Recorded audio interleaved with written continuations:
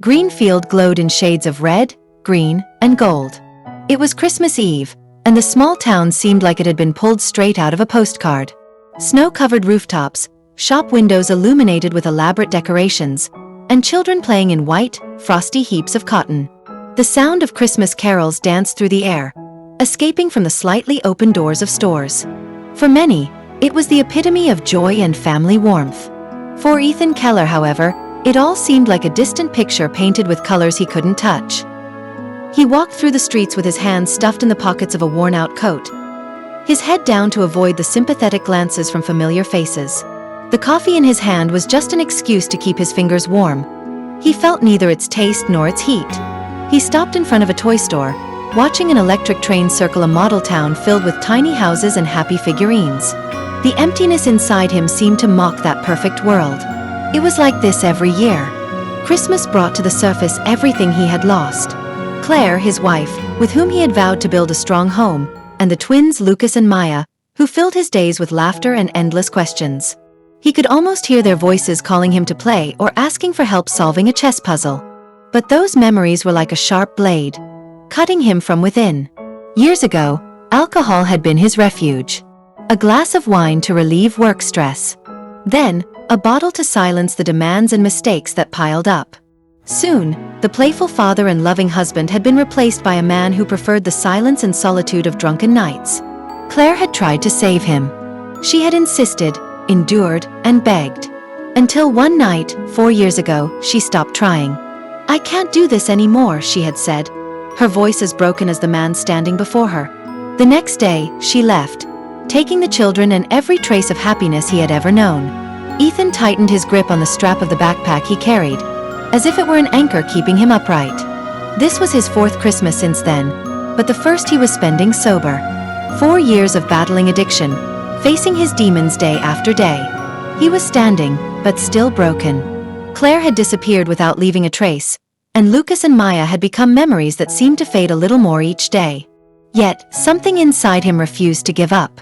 Perhaps it was the guilt that kept him awake at night, or the silent promises he made to himself every time he resisted opening a bottle.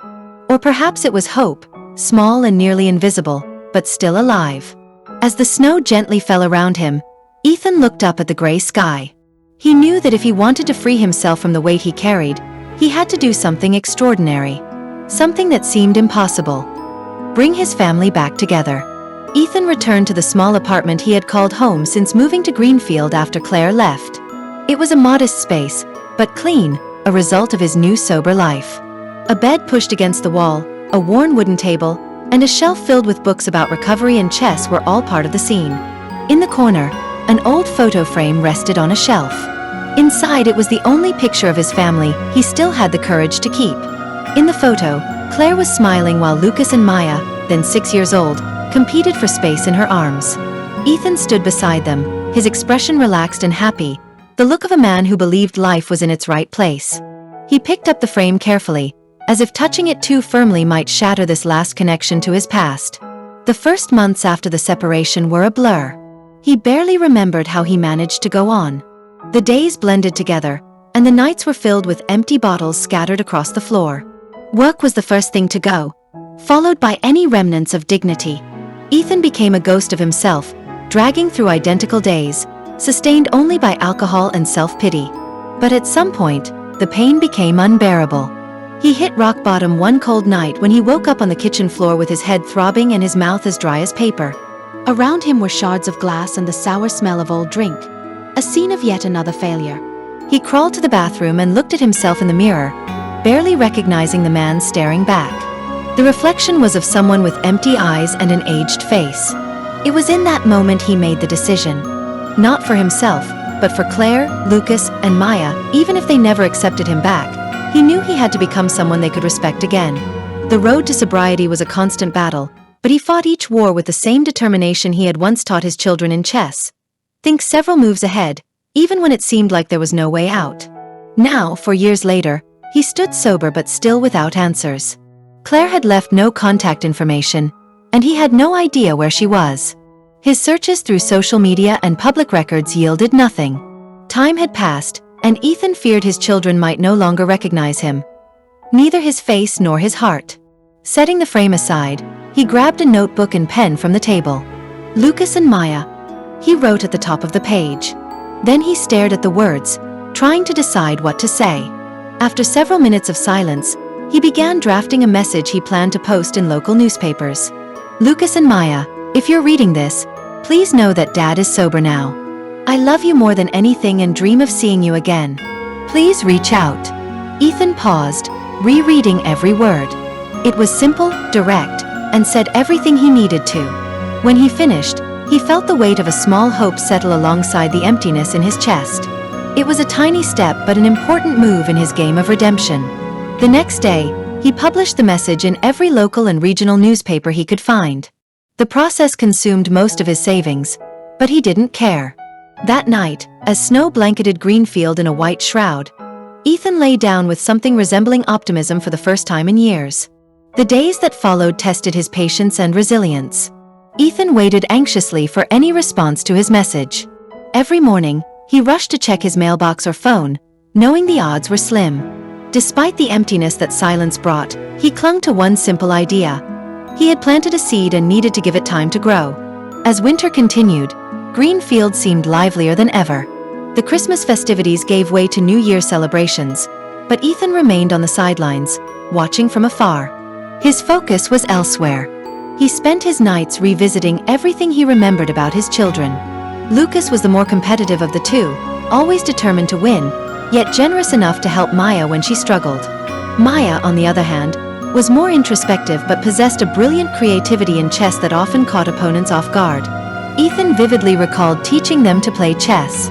Lucas had been 6, and so had Maya, though he could never explain why she seemed more mature. They played endless matches on the living room rug while Claire cooked dinner. He could still hear Lucas's celebratory shouts when he won and see Maya tilting her head thoughtfully, contemplating her next move. These memories kept him going. He revisited them like an old man studying a faded photo album, searching for some clue about how to reconnect. One afternoon in early December, Ethan was at his usual coffee shop, a small place called Oak and Brew. He liked it for its discreet, calming atmosphere, with shelves of old books and a crackling fireplace in the corner. While flipping through a newspaper absent-mindedly, a headline in the corner of a page caught his eye. Young twins win national chess championship. He froze. Beneath the title was a photograph. 2 teenagers holding golden trophies, their expressions proud and focused. Ethan's heart raced. He knew those faces. Lucas and Maya, his eyes stayed glued to the photo as if time itself had paused. The children he once knew had grown up, but they were unmistakable. Maya still had the same sparkle in her eyes, and Lucas bore the same confident smile. The caption below the picture revealed that the siblings would be competing in the final tournament in New York on December 23rd. Ethan wasn't sure whether to laugh or cry. The joy of seeing his children alive and seemingly well clashed with the fear of facing them. What would he say? Would they forgive him? He had no answers, but he knew what he had to do. Setting the newspaper aside, he left money for his coffee and rushed out. He would use what was left of his savings to buy a bus ticket to New York. His journey had just shifted, and for the first time in a long while, he felt he was moving towards something that truly mattered. Back in his apartment, Ethan began preparing for the trip. His suitcase was small, a modest baggage that carried more than just clothes. It held hope and anxiety, each item carefully folded with thoughts of what the reunion with his children might be like. The truth was, he had no idea what to expect. Lucas and Maya might reject him. They might refuse to see him. They might even believe he didn't deserve a second chance. Yet he knew he had to try. The Ethan from 4 years ago would have given up, settling into the comfort of self-pity. But the Ethan of today understood that redemption wasn't granted. It was earned. He rummaged through his drawers until he found a small blue notebook filled with old notes on chess games. It was something he used with his children to record strategies and favorite moves. Many of the pages were scribbled with their names, and Ethan couldn't help but smile at the little drawings Maya had added to the corners. At the bottom of the drawer, he found something that made his breath catch, a golden horse-shaped pin he had given Lucas after his first tournament win. He held it delicately, as though it might shatter, and placed it in his suitcase. It would be a gift for his son, perhaps a token of what they once shared. The following morning, Ethan stood at the bus station, braving the biting winter breeze. The bus to New York was already parked, and he felt an unexpected nervousness as he climbed the steps and found his seat. The journey would be long, around 8 hours, giving him plenty of time to revisit every scenario his mind could conjure. As the vehicle began to move, he looked out the window and watched Greenfield gradually fade into the distance. It felt as though he was leaving behind not just the town but also the man he had been there. For the first time in years, he felt he was heading towards something meaningful, something real.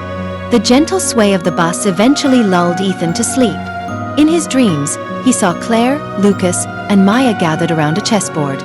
He was there too, laughing as Lucas made a bold move and Maya protested that it was her turn. The scene was so vivid that when he woke, it took him a few seconds to realize where he was. When he opened his eyes, the landscape outside had changed. Snow blanketed the ground, glistening under the winter sun, and small towns passed by the window, with houses reminiscent of Greenfield. But Ethan knew he was on his way to something far greater, something that could change everything. With the chess notebook in hand, he began jotting down what he might say to his children. "I'm sorry" was the phrase that always came to mind, but he knew he needed to say more. He needed to show that he had changed, that he was ready to do whatever it took to regain even a fragment of what he had lost. The snow continued to fall gently outside as the bus pressed on. With each mile that passed, Ethan felt his heart beat faster. He was moving toward the unknown, but this time, he was ready to face it. The bus terminal in New York was a world entirely different from what Ethan was used to. He stepped off, feeling small amidst the grandeur of the city. Lights flashed everywhere, reflected in the wet sidewalks dusted with melted snow. Car horns blared, and pedestrians hurried past, many carrying Christmas shopping bags. For a moment, Ethan stood still on the sidewalk, clutching his suitcase and trying to organize his thoughts. Despite the chaos around him, his mind focused on the address he had written down, the venue where Lucas and Maya would be. Madison Hall, Convention Center, he repeated to himself like a mantra. Ethan consulted a map he had printed before leaving Greenfield and traced the route with his finger. It wasn't far, but he chose to walk. He wanted the time to clear his mind and muster the courage that seemed to slip away with every step. The walk was long, but when he finally saw the convention center building, his heart raced. It was an imposing structure, adorned with Christmas lights and wreaths. At the entrance, banners announced the chess tournament. Ethan entered slowly, feeling out of place amidst the bustling atmosphere. Halls decorated with festive themes stretched out in every direction. Christmas trees sparkled, surrounded by tables of young players engrossed in their boards. Parents and coaches whispered at the sidelines, some with watchful eyes, others visibly anxious. He walked down the main hallway until he found the sign for Madison Hall. As he stepped inside, it felt as though the air itself had changed. There they were, Lucas and Maya sitting side by side at separate tables. They were deeply immersed in their games. Lucas was hunched over the board, his eyes locked in the intense gaze he used to intimidate opponents. Maya, in contrast, wore a calm expression, her eyes shining with the same brilliance he recognized from long ago, a signal she was about to make a move that would astonish everyone. Ethan stood frozen at the door, his heart racing, unable to look away. They were different now. Taller, more mature. Yet, they were unmistakably his children. For a moment, he considered rushing to them immediately, but fear held him back. What would he say? How would they react? He stepped back to a corner of the room, watching from a distance, a mix of joy and terror swirling inside him. As snow continued to fall outside, Ethan knew the most significant move of his life was about to begin.